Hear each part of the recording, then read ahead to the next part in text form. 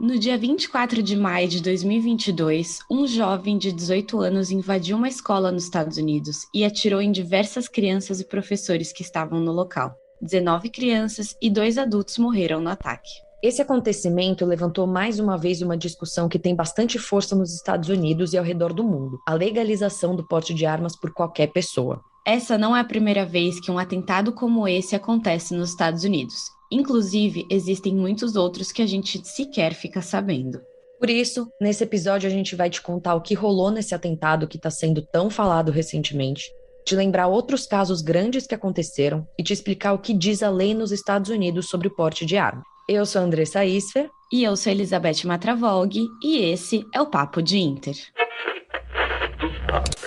Notre volonté. Make America great again. Poner esos sueños en marcha. Actitud muito produto. Estado de alarma en toda España. We did it, Joe. Como a gente disse, o ataque aconteceu na manhã do dia 24 de maio, uma terça-feira, na escola Robb Elementary, que fica na cidade de Uvalde, no sul do Texas. O colégio tinha mais de 500 alunos com crianças de 5 a 10 anos, sendo que o ataque deixou 21 pessoas mortas, sendo 19 crianças e 2 professores. O assassino era um jovem de 18 anos chamado Salvador Ramos. Ele foi morto pela polícia depois de ficar mais de 1 hora dentro da escola. Até agora ainda não se sabe o que rolou exatamente para motivar o ataque e por que a Robb Elementary foi o alvo do atirador. Mas vamos por partes. O que se sabe sobre o atirador e o que antecedeu o ataque? Como a gente já disse aqui, Ramos era um jovem e ele comprou a arma utilizada no ataque, um rifle, dias antes do ocorrido com um cartão de débito. Ele chegou a postar no Instagram uma foto com a arma. O jovem também começou a conversar com uma adolescente da Alemanha pela internet e manteve contato nos dias que antecederam o ataque e chegou a relatar que pretendia fazer na escola. Ramos morava com a avó e deu um tiro na cabeça dela minutos antes de ir para o colégio. Até o momento, o que se sabe é que a idosa de 66 anos está internada em estado grave em um hospital no Texas. Depois de tirar na avó, Ramos disse para a amiga virtual que iria para a escola e mataria os alunos. E bom, nisso a gente chega no momento do ataque.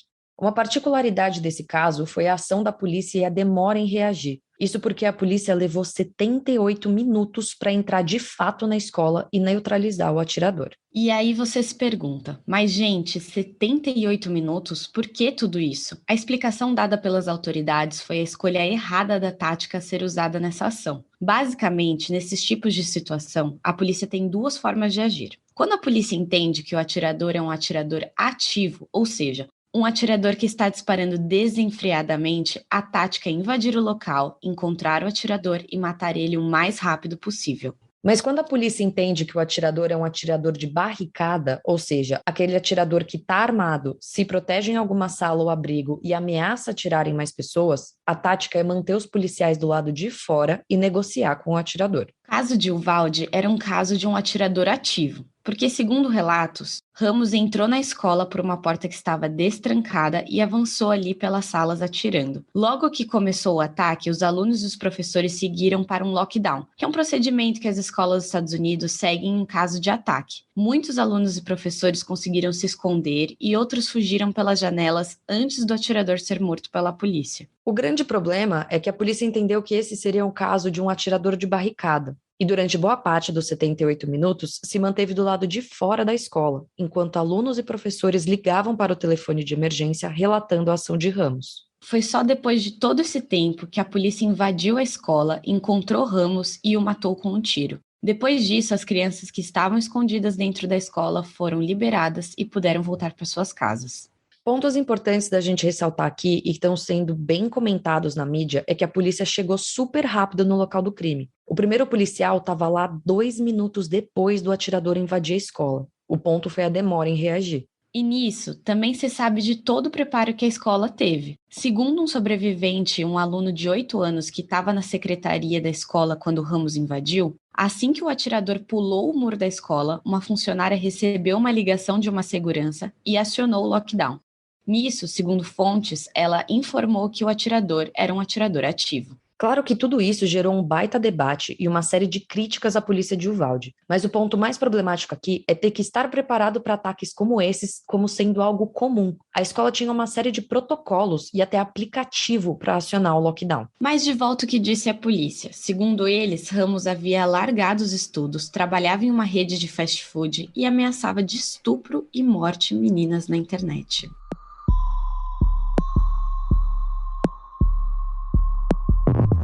Neste bloco, a gente vai falar dos ataques a tiros que ficaram mais conhecidos nos Estados Unidos. E não tem como a gente começar sem falar do ataque à escola em Columbine. Com certeza não foi o maior da história e nem o mais fatal, mas foi e ainda é o mais conhecido. Muitos especialistas dizem que esse ataque deu origem e inspirou muitos outros ao longo dos anos. Se você não se lembra, no dia 20 de abril de 1999, 2 alunos invadiram a Columbine High School, no estado do Colorado, e mataram 12 alunos e um professor.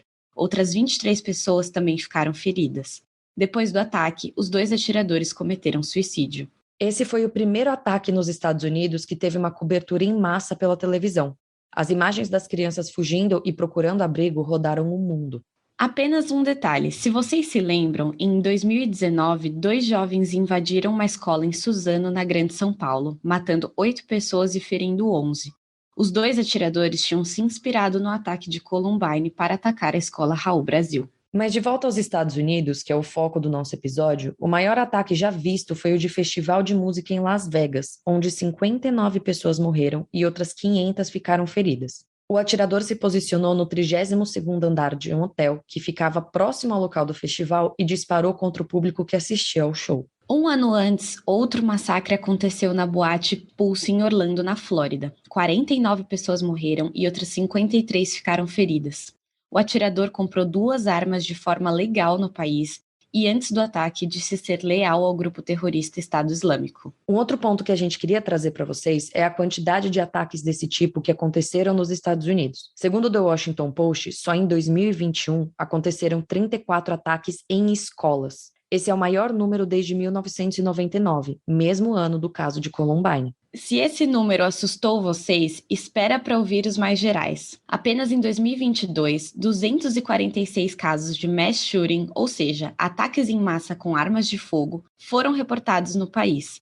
Sim, quase 250 casos. E os que chegaram até nós foram poucos. Em 2021, foram quase 700 ataques desse tipo no país. Em 2020, mesmo com a pandemia, 610. Os números são levantados por uma organização chamada The Gun Violence Archive, que faz essa coleta de dados diários sobre os casos envolvendo armas no país. E antes da gente seguir para o próximo bloco, a gente queria só te dar também uma definição bastante importante. O que é considerado mass shooting? Pois bem, não existe na Constituição americana uma definição. Inclusive, várias fontes discordam do que seria um mass shooting de acordo com o número de vítimas, ou onde aconteceu o ataque. O Gun Violence Archive, nossa fonte aqui, considera que mass shooting é um ataque onde 4 ou mais pessoas são feridas ou mortas por arma de fogo sem considerar o atirador. Essa costuma ser a definição padrão nos Estados Unidos, mas como a gente disse, pode variar de fonte para fonte.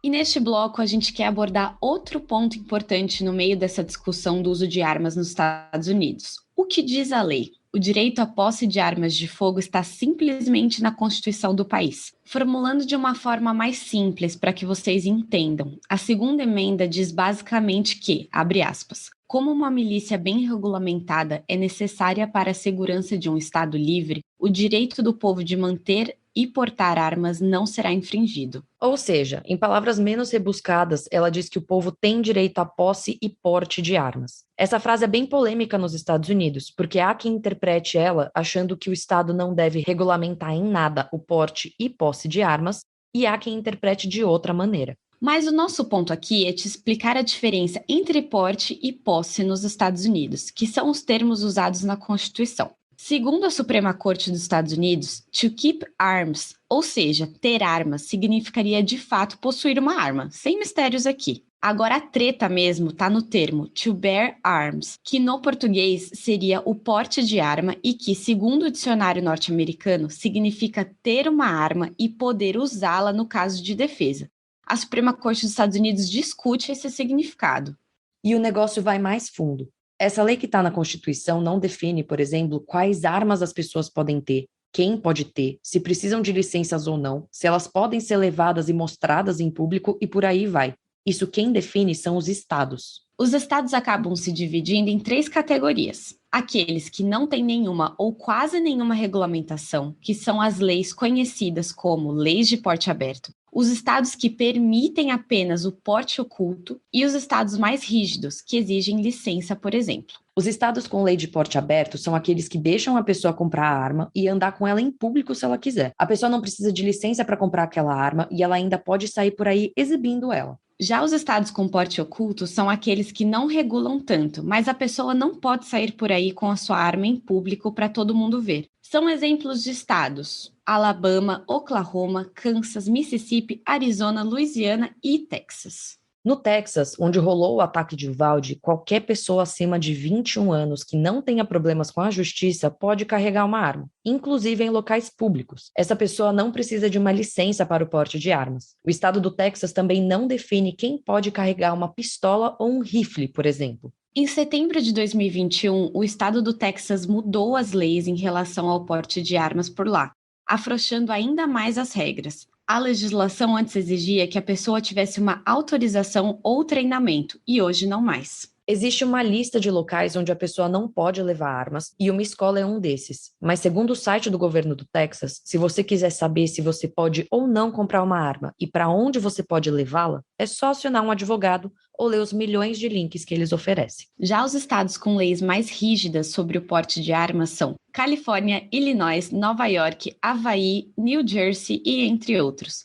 A Califórnia é o estado com as leis mais rígidas. Lá tem uma série de leis sobre quem pode comprar uma arma e quais tipos de arma de fogo podem ser obtidas legalmente. Já alguns desses outros estados exigem verificações de antecedentes penais, treinamento ou até mesmo autorização do departamento de polícia local. É uma baita burocracia e papelada para conseguir a licença para se comprar uma arma, o que faz muita gente desistir no meio do caminho. O porém é que se você pegar um mapa dos Estados Unidos, muitos desses estados mais rígidos são rodeados de estados menos rígidos, o que pode fazer com que as pessoas viajem, comprem armas e voltem com elas ilegalmente. Uma outra informação interessante é a relação entre estados com leis menos rígidas ao porte de arma e o número de casos de violência ou ferimentos por armas de fogo. Um estudo lançado em janeiro de 2022 pela Everytown for Gun Safety descobriu que o Havaí é o estado com menos casos de mortes causadas por armas de fogo, enquanto Mississippi liderava o ranking como estado com leis menos rígidas e maior número de mortes. O Texas ficou em 34º de 50 estados com as leis mais rígidas ao porte de armas. E antes da gente encerrar, uma coisa muito importante de vocês saberem é que esse rolê todo das armas faz parte da identidade do americano. E aqui eu, Beth, trago uma história pessoal. Para quem não sabe, meu pai mora nos Estados Unidos. Há alguns anos ele conseguiu um green card, que é um documento que te permite morar nos Estados Unidos por quanto tempo você quiser. No dia que meu pai conseguiu esse documento, o vizinho dele, um americano bem americano, virou para ele e disse: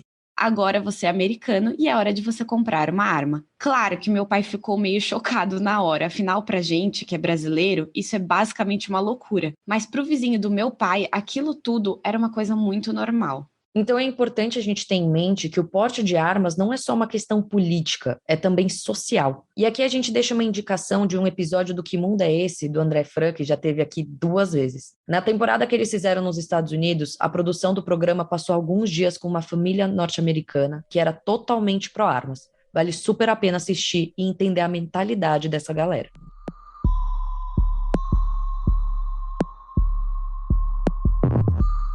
E com isso a gente encerra esse episódio por aqui. A gente espera que vocês tenham entendido um pouco dessa questão que rola lá nos Estados Unidos. E antes de encerrar, aquele lembrete de sempre. Não esquece de seguir a gente nas redes sociais, no @Papo de Inter, tudo junto no Instagram e também no TikTok. A gente tem postado ali semanalmente várias coisas que estão acontecendo pelo mundo para informar vocês. Então é isso, gente. Até a próxima. Até a próxima.